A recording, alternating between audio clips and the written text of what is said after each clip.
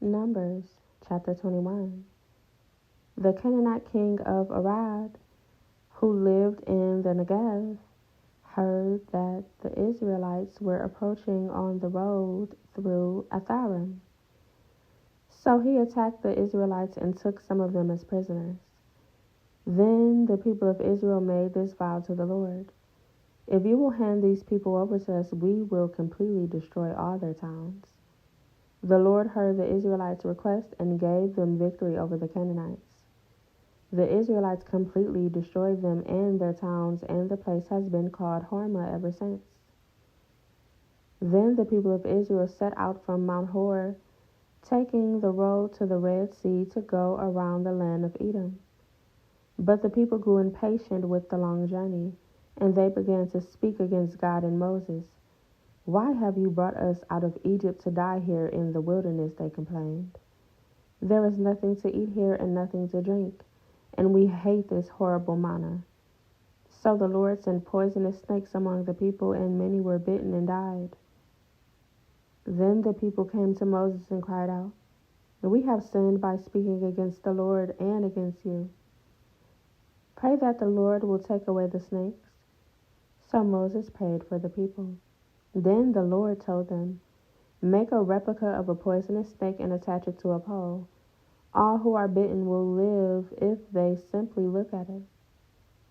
So Moses made a snake out of bronze and attached it to a pole.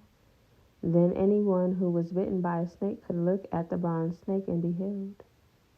The Israelites traveled next to Oboth and camped there. Then they went on to Abarim,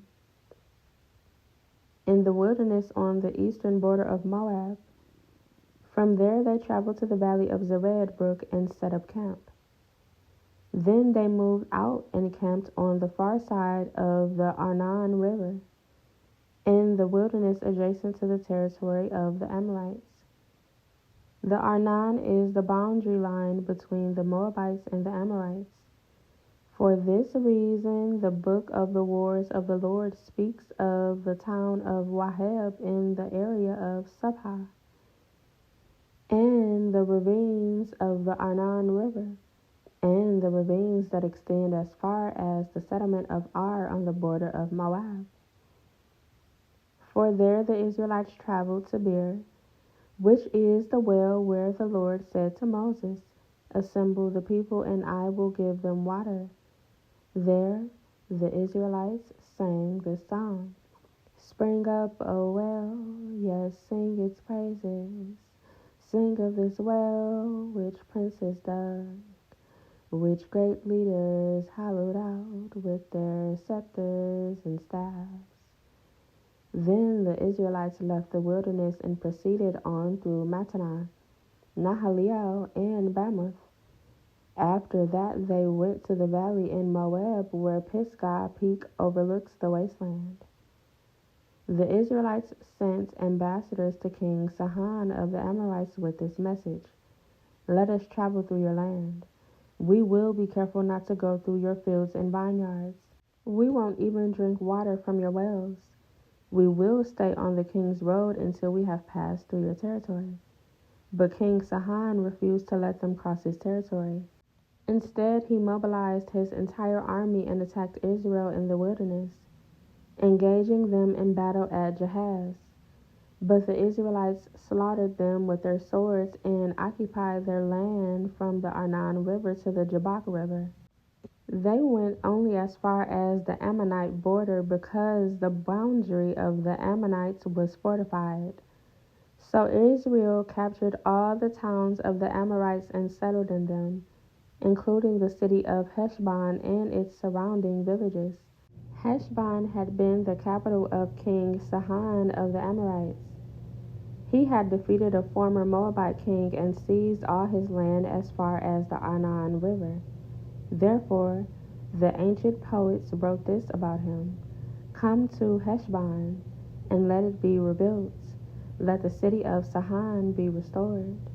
A fire flamed forth from Heshbon, a blaze from the city of Sihon. It burned the city of Ar in Moab. It destroyed the rulers of the Arnon heights. What sorrow awaits you, O people of Moab? You are finished, O worshippers of Shamash. Shamash has left his sons as refugees, his daughters as captives of Sihon, the Amorite king. We have utterly destroyed them, from Heshbon to Dibon. We have completely wiped them out as far away as Nopah and Medeba. So the people of Israel occupied the territory of the Amorites. After Moses sent men to explore the Jazer area, they captured all the towns in the region and drove out the Amorites who lived there. Then they turned and marched up the road to Bashan. But King Og of Bashan and all his people attacked them at Edrei. The Lord said to Moses, "Do not be afraid of him, for I have handed him over to you, along with all his people and his land. Do the same to him as you did to King Sihon of the Amorites, who ruled in Heshbon." And Israel killed King Og, his sons, and all his subjects. Not a single survivor remained. Then Israel occupied their land.